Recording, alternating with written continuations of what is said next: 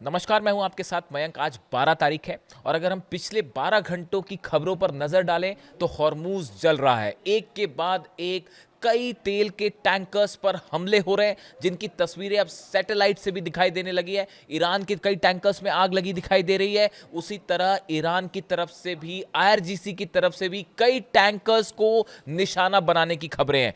लेकिन मैं इस वीडियो की शुरुआत एक ऐसी खबर से करना चाह रहा हूं जो ईरान के यूरेनियम को लेकर गेम चेंजर साबित हो सकती है, और ये इस और इशारा कर रही है कि ईरान के यूरेनियम को लेकर डोनाल्ड ट्रंप और पुतिन के बीच सीधी जंग शुरू हो गई है। देखिए, ये बेहद अहम खबर है और इसको समझने की जरूरत है। देखिए, ये सब आप जान रहे हैं कि ईरान की तरफ से जो प्रस्ताव सामने था वो ट्रंप को नामंजूर है। ट्रंप ने जो शर्तें रखी वो ईरान को नामंजूर है, और हालात ये है कि ईरान एक बड़ी जंग के लिए तैयार है। मिसाइल्स रेडी कर दी गई हैं, लॉन्च पैड्स पे, जनता सड़कों पर है और वो आर पार के मूड में है। लेकिन इस बीच देखिए, पिछले 24 घंटे के अंदर दो डेवलपमेंट हुए। पहला डेवलपमेंट ये था कि पुतिन का एक बयान आया। उन्होंने इस बात को दोहराया कि वो ईरान के यूरेनियम को अपने पास रखना चाहते हैं, रखने के लिए तैयार है, उसको ट्रांसपोर्ट करके रूस लाने को भी तैयार है। अच्छा, ये सब कब हो रहा था? जिस बीच में ईरान ने जो है वो अपना प्रपोजल डोनाल्ड ट्रंप के सामने रख दिया था, और डोनाल्ड ट्रंप की बातों को, शर्तों को मानने से ईरान ने मना कर दिया। यानी साधारण सी बात थी, यूरेनियम को लेकर बात फंस चुकी है। इसी बीच पुतिन का बयान आता है कि ईरान का जो यूरेनियम है, एनरिच्ड यूरेनियम, हम वो रूस में रखने को तैयार हैं, हम ट्रांसपोर्टेशन के लिए भी उसके तैयार हैं। उन्होंने 2015 में जो समझौता हुआ उसका भी जिक्र किया था। लेकिन जब पुतिन का ये बयान आता है, उसके कुछ ही देर बाद डोनाल्ड ट्रंप का बयान आता है। और डोनाल्ड ट्रंप अपने बयान में क्या कहते हैं? देखिए, डोनाल्ड ट्रंप अपने बयान में कहते हैं कि ईरान का यूरेनियम जहां पर होने का अंदेशा है, असल में ट्रंप ये कहना चाह रहे हैं, जो ऐसा मान के चला जाता है कि जो न्यूक्लियर ठिकाने हैं, सेंटर्स हैं जिस पर अटैक हुए थे 12 दिन की जंग के दौरान, या बाद में भी हमले हुए थे, उसके नीचे मलबे में ईरान का एनरिच्ड यूरेनियम हो सकता है, ये अमेरिका मान के चल रहा है। अब डोनाल्ड ट्रंप क्या कहते हैं? डोनाल्ड ट्रंप कहते हैं कि जिन साइट्स पर न्यूक्लियर एनरिच्ड यूरेनियम है, अगर कोई भी उसके पास भी जाने की कोशिश करेगा तो हम उसको धमाका करके उड़ा देंगे। देखिए, पुतिन का यह कहना कि हम यूरेनियम को अपने पास रखने के लिए तैयार हैं, और उसके फौरन बाद डोनाल्ड ट्रंप का यह कहना कि अगर कोई भी उस एनरिच्ड यूरेनियम के न्यूक्लियर साइट्स के आसपास भी आता है तो हम धमाके से उसे उड़ा देंगे। क्या यह डोनाल्ड ट्रंप की सीधा धमकी थी पुतिन को? देखिए, ऊपर से देखने में भले ये लगे कि ये जंग अमेरिका और ईरान की है, लेकिन अब ये बड़ी जंग शुरू हो चुकी है इंटरनेशनल लेवल पर। इसमें कई सारे प्लेयर्स हैं। जिनपिंग बड़े प्लेयर हैं, पुतिन बड़े प्लेयर हैं, डोनाल्ड ट्रंप हैं, और ईरान का अपना पक्ष है। अब देखिए, बयान आता है डोनाल्ड ट्रंप का। अब डोनाल्ड ट्रंप ने देखिए क्या कहा। The president went so far as to boast that space forces surveillance is so good that it could identify someone who look to retrieve the uranium. इन्होंने कहा, डोनाल्ड ट्रंप ये कह रहा है कि हमारे सैटेलाइट्स जो हैं वो ईरान के उन ठिकानों के ऊपर नजरें बनाए हुए हैं जहां पर यूरेनियम हो सकता है, और अगर उसको वहां पर कोई उसके आसपास भी आया, उसे हटाने की कोशिश हुई तो हम उड़ा देंगे। क्या डोनाल्ड ट्रंप को यह डर सता रहा है कि ईरान का यूरेनियम रूस जा सकता है? क्या ईरान ने इस यूरेनियम को कहीं हटा के दूसरी जगह शिफ्ट कर दिया है? ये वो तमाम स्पेकुलेशंस हैं, ये वो थ्योरीज हैं जो अब बहुत ही जिसको लेकर इंटरनेशनल एक्सपर्ट्स नजरें गड़ाए हुए हैं। आईएईए तो है ही, लेकिन बार बार पुतिन का ये कहना कि हम ईरान का यूरेनियम रखने को तैयार है, ये बात डोनाल्ड ट्रंप को कतई मंजूर नहीं है। देखिए, ईरान का यूरेनियम अगर पुतिन के पास जाता है, इसका मतलब ये होगा कि अब सुपर पावर पोजीशन में पुतिन होंगे, ना कि ट्रंप। बात नंबर 2, अब ज्यादा बड़ा प्रभाव रूस का होगा। रूस ये कहेगा, देखिए हमने जो है वो समझौता करवाया, कोई नहीं कर पा रहा था, ट्रंप खुद कुछ नहीं कर पा रहे थे, हमने ऐसे हालात में ये जंग को रुकवाया और समझौता करवाया। पूरे मिडिल ईस्ट में अमेरिका से ज्यादा बड़ा प्रभाव रूस का होगा। ना सिर्फ, चौथी बड़ी बात आप देखें, जितने अरब देश हैं उन सब पे पुतिन का रिलेशनशिप उन सब के साथ बेहतर होगी, ईरान के साथ तो है ही। यानी अगर ईरान का यूरेनियम, ये बात सिर्फ यूरेनियम और न्यूक्लियर बम की नहीं है, अगर ये यूरेनियम रूस पहुंच जाता है या रूस को देने का समझौता होता है, इसका मतलब अमेरिका की सुप्रीमेसी हमेशा के लिए खत्म। और मिडिल ईस्ट में तो वो हाल अमेरिका का जिसकी कोई हद नहीं। देखिए यही वजह है कि डोनाल्ड ट्रंप किसी भी सूरत में यूरेनियम को रूस के हाथों सौंपने के लिए तैयार नहीं होंगे। बात नंबर एक। अब देखिए दूसरी बड़ी चीज है, ईरान की तरफ से बात साफ कर दी गई है कि मैं आपको पहले ही कह रहा था कि किसी तरह की कोई डील नहीं हो सकती, ये सिर्फ टाइम बाइंग एक सिचुएशन है। अपने नफे नुकसान के हिसाब से डोनाल्ड ट्रंप कभी सीज फायर कर देते हैं, कभी शेयर मार्केट ऊपर बढ़ाना हो तो बयान दे देते हैं कि अच्छी बातचीत चल रही है, और फिर कभी जो है ज़रूरत पड़ी तो धमकी देने लगते हैं। तो ये सिर्फ जो है अपने फायदे नफे नुकसान के मुताबिक वो अपने बयान दे देते। मैंने आपको पहले से ही कहा था कोई डील नहीं होगी। आपको ईरान की जनता का मूड समझना होगा। ईरान की जनता, आप सड़कें देखिए वहाँ की रात को क्या हाल होता है। बीती रात लाखों लोग, हर रात की ये कहानी है, लाखों लोग सड़कों पे आते हैं और ऐसा गुस्सा मैंने, आप देखें बड़ी बड़ी रेवोल्यूशंस जो होती हैं उस समय ये सिचुएशन होती है। अगर आप दुनिया की बड़ी बड़ी रेवोल्यूशंस की बात करें, रशिया की, फ्रांस की, तब आपको ऐसे नज़ारे देखने को मिलते हैं जैसे ईरान में जो लोगों का गुस्सा है, और सबके सब अपनी सेना के साथ ऐसी मजबूती से खड़े हैं जैसे पहले कभी ना हो।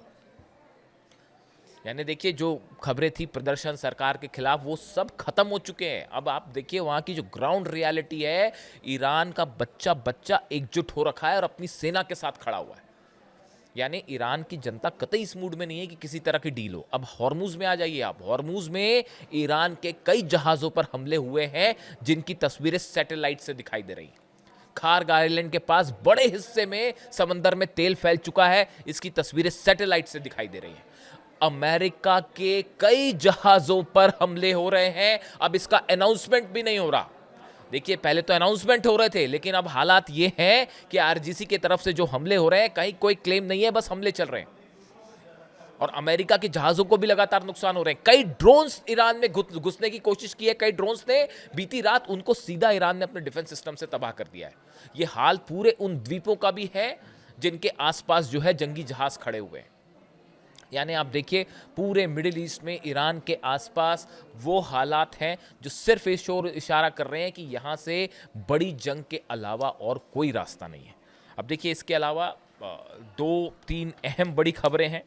एक तो ईरान और रूस के विदेश मंत्री भारत आ रहे हैं। ब्रिक्स समिट में विदेश मंत्रियों की बैठक होनी है। इसमें हिस्सा लेने के लिए नई दिल्ली आ रहे हैं अब्बास अराक्ची साहब और रूस के विदेश मंत्री लावरोव।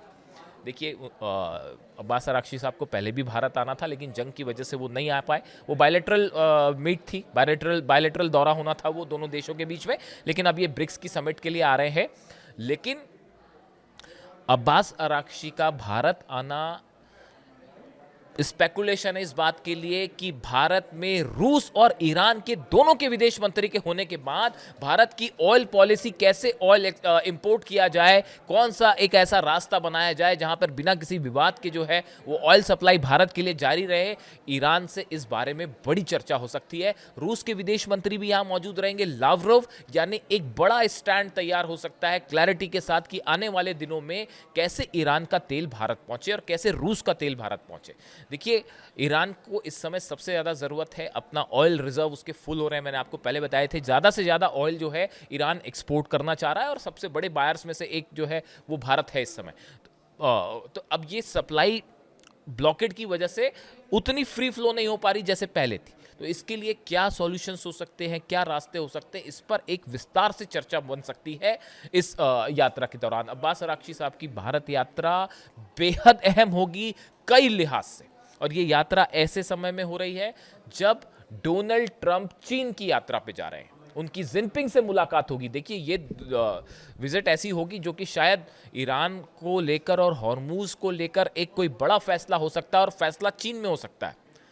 देखिए नुकसान तो बड़ा ज़बरदस्त चीन को भी है, क्योंकि ऑयल मार्केट उसका पूरा इम्पैक्ट हो रहा है, उस पर इकॉनमी पर असर पड़ रहा है। देखिए रूस का ऑयल भी जो है, रूस के ऑयल की डिमांड है, लेकिन जो चेन है सप्लाई वाली वो प्रभावित हो रही है। जिस तरह से, जिस रूट से सप्लाई होनी चाहिए वो प्रभावित है। तो ये एक ऐसा क्राइसिस है जिसका पूरी दुनिया पर, अर्थव्यवस्था पर असर पड़ रहा है, और इसके लिए जिम्मेदार है एक राष्ट्रपति की जिद जो अपने जहाज लेके खड़े हुए हैं।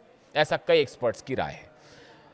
अब सवाल ये है कि चीन यात्रा डोनाल्ड ट्रंप की, अब्बास अराक्ची और लावरोव की भारत यात्रा, क्या इस बीच किसी एक ऐसा कोई फ्रेमवर्क तैयार हो सकता है जिसको लेकर हॉर्मूज खोलने पर चर्चा हो, या जिसमें हॉर्मूज से कैसे ऑयल सप्लाई जारी रहे इसको लेकर चर्चा हो, इसको लेकर फ्रेमवर्क, इस पर नज़र बनाए रखने की ज़रूरत है। अगले 1-2 दिनों में चीज़ें साफ होंगी। लेकिन देखिए, इसी दौरान खबरें ये हैं कि ईरान ने एक बार फिर बड़ी जंग की तैयारी कर ली है। मुस्तबा खामेनेई ने आदेश दिए हैं अपनी सेना को, मिसाइल्स को लॉन्च पैड्स पे रेडी रखा जाए, ड्रोन्स को तैयार रखा जाए, anti ship missile Abu Mahdi तैयार कर दी गई हैं।